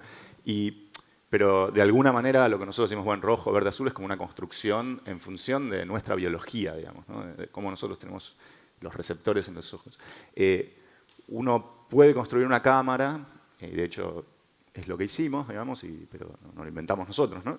Que mira ahora el espectro, lo que se refleja a la luz del sol, no ya en grandes bloques como, viste, rojo, verde, azul, sino en un montón de bloquecitos más chiquititos. Entonces, por ahí dentro de lo que es el rojo, nosotros podemos ver, no sé, 50 categorías de rojo distintas, digamos, y dentro de lo que es el azul, 50 categorías distintas. Es decir, en realidad tenemos una cámara que nos permite ver todo el espectro visible, incluso la parte de infrarrojo cercano, que nosotros no lo podemos ver a simple vista, pero ahora no ya en 3 o 4 grandes bloques, sino quizás en 600 bloquecitos chiquititos. Y eso lo que nos da es una manera de reconstruir de alguna manera la firma espectral de qué partes de longitud de onda de lo que viene del Sol absorbe un elemento y qué partes refleja. Y lo que sucede es que cada molécula en particular, digamos, tiene su propia firma espectral, digamos, ¿no? Un material absorbe, en función de su composición molecular, absorbe determinadas longitudes de onda y refleja determinadas longitudes de onda. Entonces, si vos podés mirar esto con suficiente precisión, podés entender la composición química de lo que estás mirando, o la composición molecular de lo que estás mirando, y podés entender algunos procesos biológicos, por ejemplo, en el caso de agricultura. Entonces, la cámara hiperespectral lo que nos permite es mirar a la Tierra no ya y tener una imagen visible, digamos, en rojo o azul, sino empezar a mirar algunos de los procesos químicos y cosas moleculares que están pasando. Claro. La pregunta que haces sobre, sí, ¿qué pasa? Vos mirás todo el mundo en tiempo real a 1 metro de resolución y vas a estar viendo cosas que hay gente que no quiere que veas, digamos. Claro. Sí. Nosotros, a ver, por un lado, la política de uso de información que nosotros tenemos, nosotros no diseñamos nuestros satélites y nuestra constelación para usos militares ni para usos de soporte de campo de batalla ni ninguno de ese tipo de cosas. Entonces, política de uso no les permite a nuestros clientes tampoco, digamos, usar nuestra información para usos militares. Pero es, de alguna manera, el problema del espacio, en cierto sentido, es que no hay una regulación global, digamos, sobre qué es lo que se puede y qué es lo que no se puede hacer desde órbita. Y en algún momento del futuro puede ser que lo haya. Hoy lo que hay es en cada uno de los países del mundo hay ciertas regulaciones sobre el tipo de información que podés distribuir en ese país, ¿sí? Pero no hay ninguna regulación global sobre qué tipo de información podés distribuir sobre todo el mundo. Un ejemplo es, si vos en Estados Unidos querés vender una imagen, una foto del Pentágono, sacada, no sé, yo te muestro este video del Pentágono, sacado ayer a la noche, estoy en Estados Unidos en una conferencia y te muestro este video del Pentágono, me viene a buscar a la salida del FBI, digamos, ¿no? Porque es ilegal. Y es un crimen federal, digamos. Ahora, si yo lo hiciera acá en Buenos Aires, este video, te hubiera mostrado el video del Pentágono, no pasa nada, digamos, ¿no? O sea, no es ilegal hacerlo acá, digamos. Incluso, pero hay cosas peores, digamos, que es que imagínate que a mí no me interesa mostrarte un video del Pentágono, pero me interesa saber cuántos autos hay estacionados en el Pentágono todos los días, ¿sí? Si yo le saco fotos desde el espacio todos los días al Pentágono y cuento la cantidad de autos que hay estacionados y te digo el número de autos estacionados en el Pentágono todos los días, eso es legal en Estados Unidos. Entonces, estamos en un universo, digamos, en un mundo donde la frontera tecnológica está avanzando bastante rápido y donde las regulaciones avanzan muchísimo más lento, digamos, ¿no? Que es la naturaleza, digamos, en general, la naturaleza del mundo. El ritmo al que avanza la tecnología en general es mucho más rápido que el que avanza la regulación, digamos, ¿no?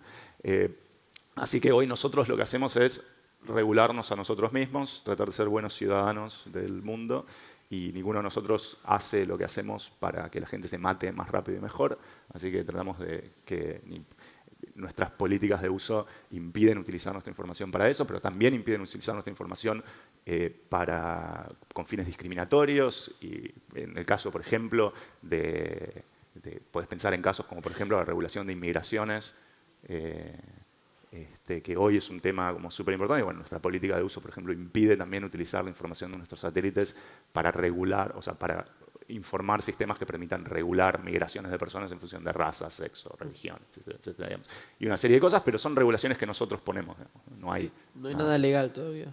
No, en general, el marco legal es el siguiente, digamos. Si vos haces algo al aire libre y estás en la línea de visión de alguien, no tenés ninguna expectativa de privacidad, digamos, ¿no? Entonces, si vos salís a tomar sol desnudo a tu terraza y alguien te ve del edificio al lado, no te puedes quejar después de que te sacaron una foto, digamos, ¿no? Porque no tenés ninguna expectativa de privacidad. Y a nivel de países pasa un poco lo mismo. O sea, si vos movés tus ejércitos por algún lado y alguien los ve, y bueno, digamos, no tenés legalmente la expectativa de que eso vaya a ser privado de ninguna manera, digamos. ¿Alguna chica? Creo que hay una chica ahí. Sí, ahí. Hola, siguiendo en esa línea, mi pregunta es si detectan alguna situación delictiva o un crimen en alguna de las imágenes, si tienen que informarlo o cómo se manejarían en ese caso. Bueno, alguien está te matando doy a alguien. un ejemplo. Algunos de nuestros clientes nos contratan, por ejemplo, tenemos algunos clientes en la industria del petróleo y gas, por ejemplo, ¿no?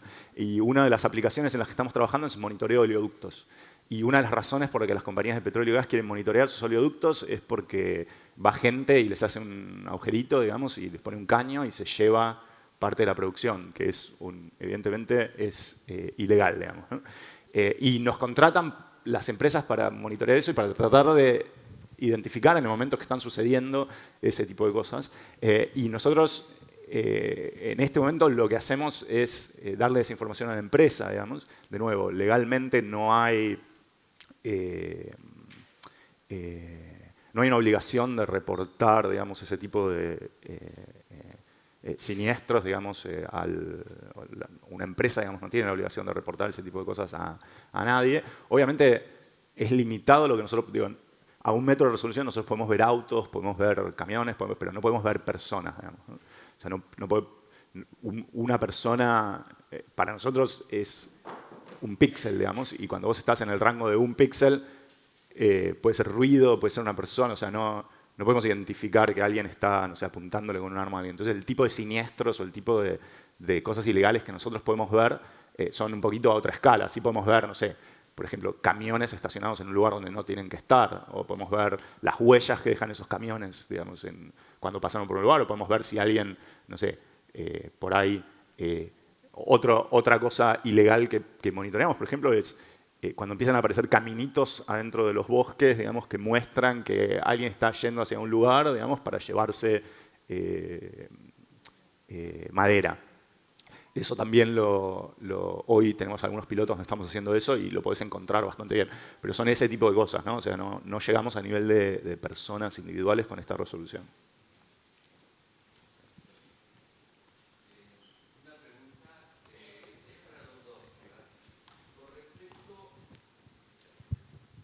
Con respecto, quedé muy impresionado cuando hablaron de la inteligencia artificial y, por ejemplo, que en un punto en el futuro, o no entendí bien si ya pueden distinguir, por ejemplo, un grano de café y ver el grado de producción que va a haber en el futuro, y si pueden distinguirlo de un grano de maíz, por ejemplo, si están en ese nivel ya ahora, y qué empresa es la que desarrolla este tipo de inteligencia artificial, que escuché esta capacidad, ¿es real? Cuéntenme un poquito más, por favor. Sí, la clasificación, yo de mi lado, digamos, la clasificación de cultivos es algo que hoy que se puede hacer, digamos, con las imágenes multiespectrales, como, digamos, que sería, no sé, visible, infrarrojos cercanos, las que vemos, ya se puede hacer, sobre todo si no tiene una serie temporal de datos, o sea, si vas viendo cómo evoluciona esa planta a lo largo del tiempo, es algo que se puede hacer. Con la cámara hiperespectral que nosotros tenemos, se puede hacer también sin una serie temporal, o sea, lo podemos hacer instantáneamente. De hecho, es una de las razones para volar esa cámara en el espacio, es que nos permite hacer clasificación de cultivos en tiempo real, con una sola foto, digamos, ¿no? Y nosotros es algo que ya hemos estado haciendo, digamos, y la efectividad que tienen nuestros experimentos con la cámara hiperespectral de clasificación de cultivos en los principales cultivos donde lo probamos, estamos más o menos entre el 85 y 95% de confiabilidad, digamos, en clasificación. Digamos, es algo que ya se está haciendo, lo que Emiliano menciona como clasificación de cultivos. De hecho, nosotros hace un año que hemos venido manteniendo algunas conversaciones con USDA, que es el Departamento de Agricultura de Estados Unidos, que tiene un programa que se llama FAS, que es un programa de monitoreo global de los niveles de producción. Es un programa que lo que trata de hacer es entender cuáles son los niveles de seguridad alimentaria que hay en el mundo. En muchos lugares los conflictos surgen por la falta de alimentos. Las tecnologías que se están aplicando en esos programas hoy en día son tecnologías muy tradicionales, requieren de muchísimos datos de tierra, o sea, muchísimos datos. De hecho, la Argentina, por ejemplo, participa de FAS y aporta una gran cantidad de datos. Aquí hay una dirección de estimaciones agrícolas donde trabajan más de 80 personas que recorren con camionetas alrededor del 3% de los cultivos. Imagínense la superficie, hacemos más de 30 millones de hectáreas de agricultura, alrededor de 3 millones de cultivos, y van en cada lote y miran, acá hay soja, acá hay trigo, acá hay maíz, anotan, suben, observan un cuaderno, y al final de eso hacemos una estimación agrícola. Y esos datos los compartimos con los Estados Unidos, y eso hoy en día se logra. Nosotros tenemos pruebas hechas, digamos, entrenando sistemas con menos del 3% de los datos, muchísimo menos del 3% de los datos de campo, y con 3, 4 años hacia atrás, donde en esos sistemas uno puede no solamente hacer una clasificación con arriba del 95% de precisión, digamos, cuando uno hace una matriz de confusión, lo que se llama, de ver en qué se equivocó, tiene más de un 95% de precisión, sino que además los sistemas tienen un nivel muy alto para estimar rendimientos también, si uno tiene datos de rendimientos para esos 3 años. Así que uno puede hacer una importante y precisa clasificación de las superficies que están cultivadas de cada cultivo, puede diferenciar los cultivos y estimar los rendimientos. Porque además de usar los datos ópticos, que tienen bastantes límites, la clasificación de cultivos basadas en cámaras multiespectrales ópticas, hoy en día tenemos chance de usar datos de información satelital radar, ¿sí?, que mejoran muchísimo, mejoran significativamente las clasificaciones, y cada vez tenemos más datos. Y a la medida que tengamos más datos vamos a poder entrenar con más precisión los sistemas, y esto se viene. No vamos a necesitar más 80 personas para identificar los cultivos, lo vamos a hacer con muy poca menos gente y lo vamos a lograr con más precisión. Espectacular y felicitaciones, gracias.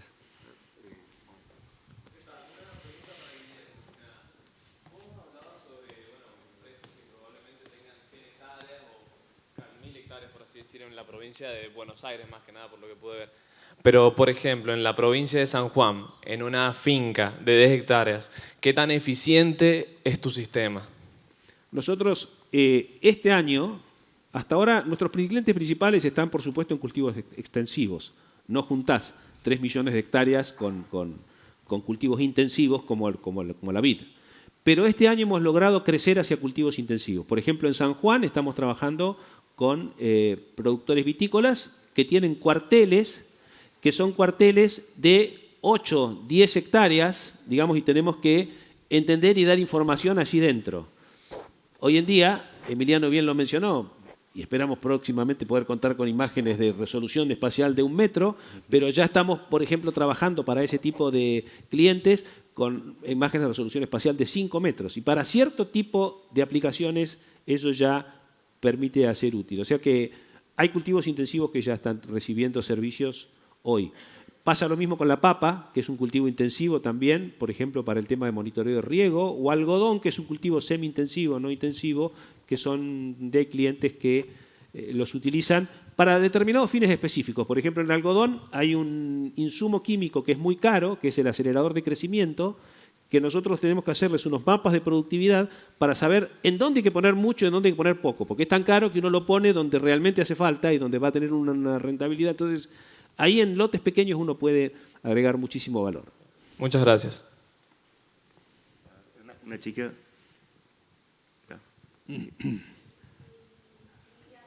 Acá. Para que ahí te acercan el micrófono. Aprovecho para comentar, es bueno lo del micrófono, pues no es solamente nosotros. Ayer me enteré de que en Salta nos están acompañando en una escuela del pueblo Huichi. La verdad que me emocionó muchísimo, así que es bueno que ellos también puedan escuchar.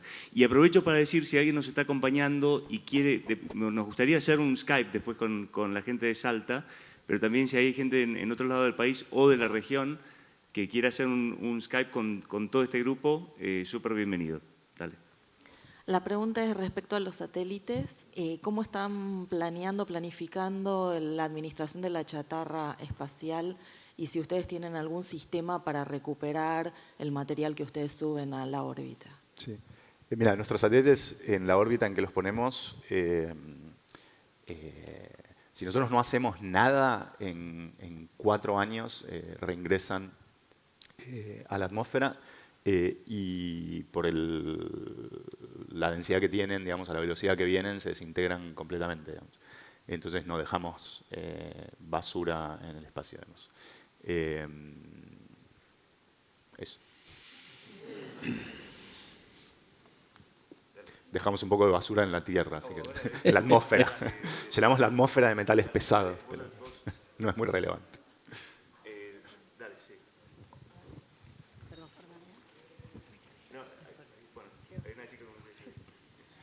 Bueno, mi pregunta va más orientada al tema de la educación aeroespacial en todo lo que es Latinoamérica. Hay una sola universidad que se dedica a esos temas, entonces también cómo haces para conseguir empleados que puedan desarrollar los satélites y qué recomendás a cualquiera que quiera desarrollarse en ese ambiente. Sí, mira, cuando nosotros, cuando empezamos Satellogic y lo empezamos con el objetivo de hacer satélites que eran 1000 veces más eficientes desde el punto de vista de costos que los satélites tradicionales, una de las cosas que decidimos es que la única manera de hacer eso era con gente que no supiera hacer satélites. Porque si vos ya sabías hacer satélites, ya tenías las respuestas a los problemas y esas respuestas terminaban en satélites 1000 veces más caros de lo que queríamos. Entonces, lo que hicimos fue hacer satélites con gente que nunca había hecho satélites y gente que no tenía entrenamiento en la industria aeroespacial y gente que no había estudiado en la industria aeroespacial. De hecho, eso hasta hace relativamente poco no había nadie en la compañía que tuviera una formación en la industria aeroespacial. Lo que hicimos fue contratar gente que venía de ingeniería electrónica, de ciencias de la computación, de ingeniería mecánica, física, que quisieran meterse a entender cómo resolver estos problemas de nuevo. La ventaja con la que contamos, digamos, y si querés, el truco fue, bueno, no nos pusimos en el vacío a reinventar todo lo que se sabía de la industria espacial, sino que justamente gracias al acuerdo que hicimos en ese momento con INVAP y y a un montón de gente que sí sabe, digamos, de cómo se construyen satélites tradicionales, lo que hicimos fue ponerlos en un contexto donde podían tener diálogos y comunicación con gente que tenía la experiencia construyendo satélites tradicionales. Y eso obviamente aceleró muchísimo la curva de aprendizaje. Pero parte de la decisión del principio fue decir, si queremos hacer esto 1000 veces mejor, no lo tenemos que hacer con gente que esté formada en cómo se hace esto de otra manera, ¿no? Y yo creo que parte de lo interesante que está pasando ahora en la industria espacial es que la tecnología espacial empieza a estar al alcance de los amateurs, digamos, empieza a estar al alcance de alguien que, como yo, que estudió absolutamente cualquier otra cosa, digamos, ¿no? y que nunca pensó que iba a ser naves espaciales, digamos, ¿no? Y yo creo que eso, obviamente, viste que como los primeros satélites que lanzamos eran muy chiquitos y entraban en una categoría llamada nanosatélites, la gente todavía sigue diciendo que hacemos nanosatélites. Y entonces yo digo, bueno, somos nanos en los hombros de gigantes, digamos, ¿no? Pero, nos montamos arriba de una tradición aeroespacial en Argentina, pero en el mundo en general, como muy fuerte, en Argentina particularmente, también muy fuerte.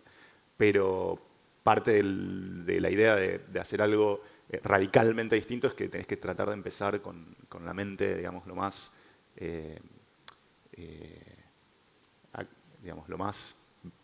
en blanco posible, ¿no? O sea, y tratar de preguntarte todo el tiempo para qué sirven las cosas que estás haciendo, y eso lo puedes hacer con gente que por ahí no viene formada con la manera de hacer las cosas tradicionalmente, ¿no?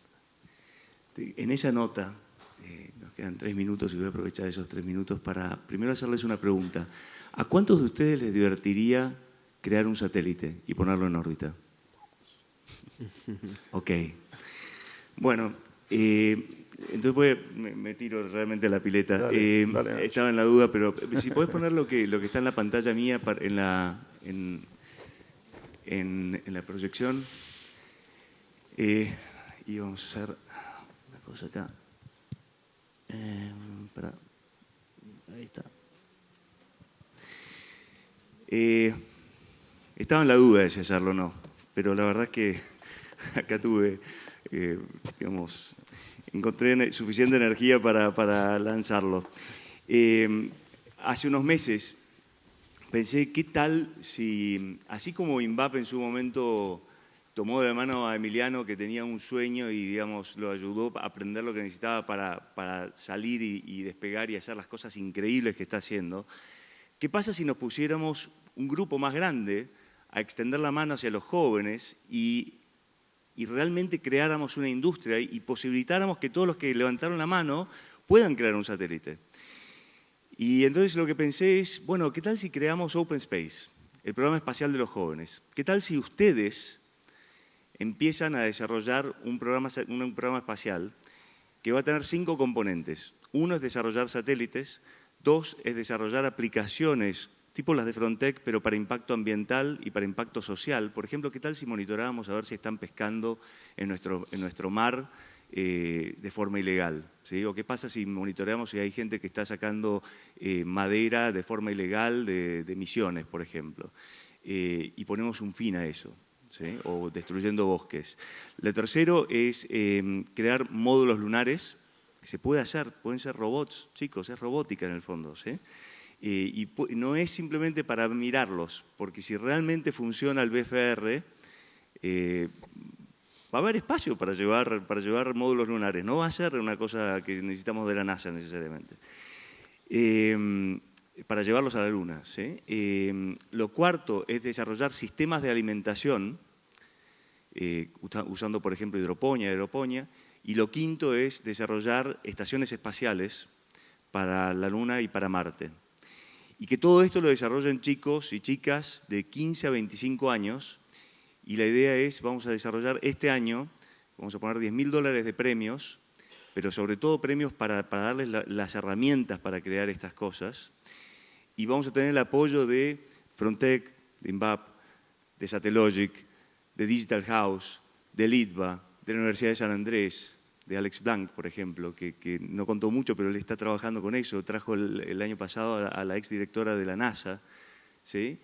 Y la idea es, nos vamos a poner todos y otra gente también, otras empresas, todos al servicio de ustedes para ayudarlos a diseñar un satélite, a ponerlo en el espacio, a desarrollar módulos lunares, a desarrollar todas estas cosas. Entonces nada, estén atentos, todavía los detalles no están, pero digamos, ya por estar digamos, en este grupo les vamos a comunicar a todos ustedes una vez que se lance el programa. Y bueno, les agradezco realmente muchísimo que hayan abierto sus agendas. Emiliano vino especialmente, cambió digamos, sus agendas de viaje, de vacaciones, especialmente para poder venir acá, se programó para eso.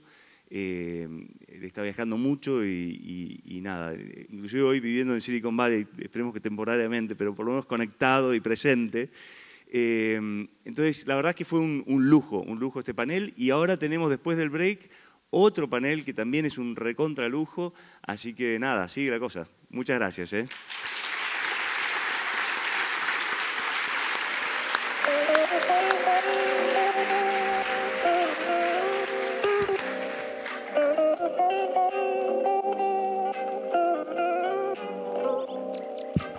Esperen un segundo, por favor. Un segundito. Juan, les queremos presentar, le dijimos que íbamos a tener un montón de experiencias y sorpresas para ustedes, así que denos un segundo que les vamos a presentar una muy buena oportunidad. No sé si todos conocen acá al IAE Business School, que es la escuela de negocios de la Universidad Austral, y dentro del IAE Business School hay un programa muy especial que se llama Naves.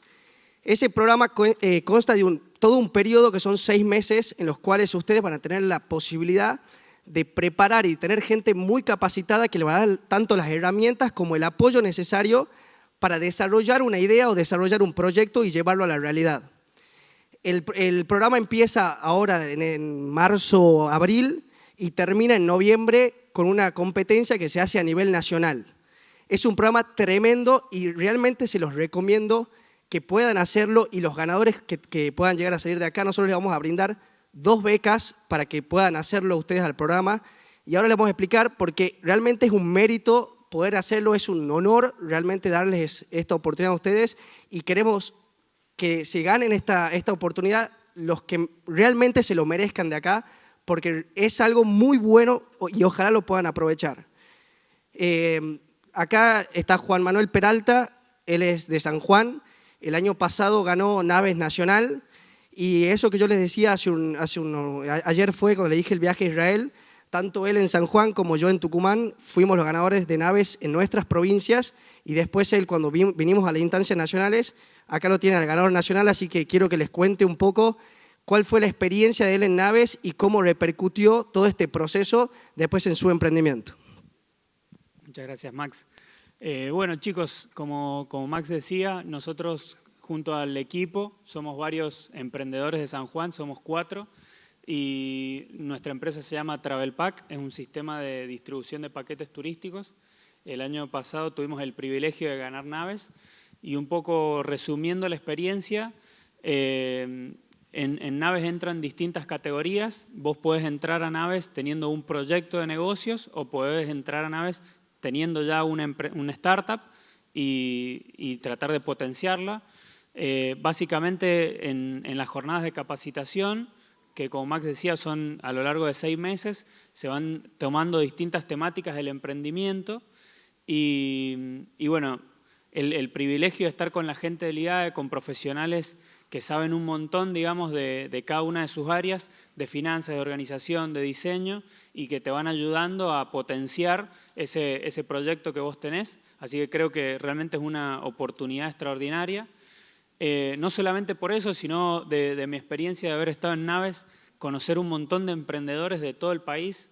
Argentina es un país hermoso, es gigante y tiene una diversidad muy buena, y eso también se ve en los emprendedores. Entonces, de repente te pones a conversar con otros emprendedores que tienen las mismas inquietudes, y se va armando una red de contactos que nada, te abre un montón de puertas. También las instancias regionales tienen estos viajes, que este año se hizo a Israel, el año pasado se hizo a Silicon Valley.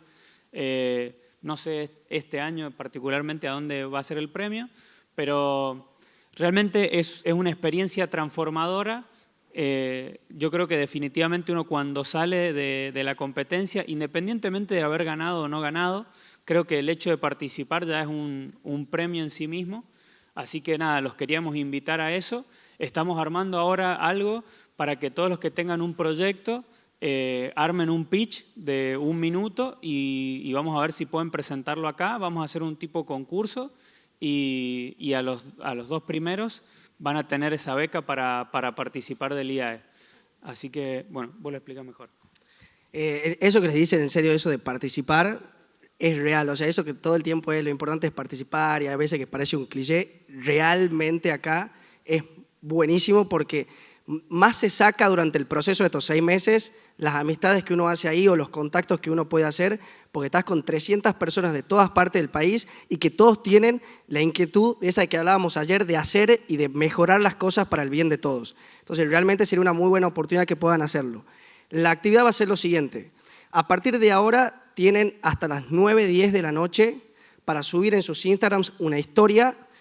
El máximo de tiempo que tienen una historia es 1 minuto contando, ya sea que tengan una idea o un proyecto que ya esté en marcha o quieran, si es que no tienen una idea o un proyecto, decir por qué ustedes se merecen estar ahí, tienen 1 minuto para contarlo. Nosotros entre las 10 de la noche de hoy y la mañana de mañana vamos a elegir entre 5 o 10 de los que a nosotros nos pareció que fueron los que se merecen estar.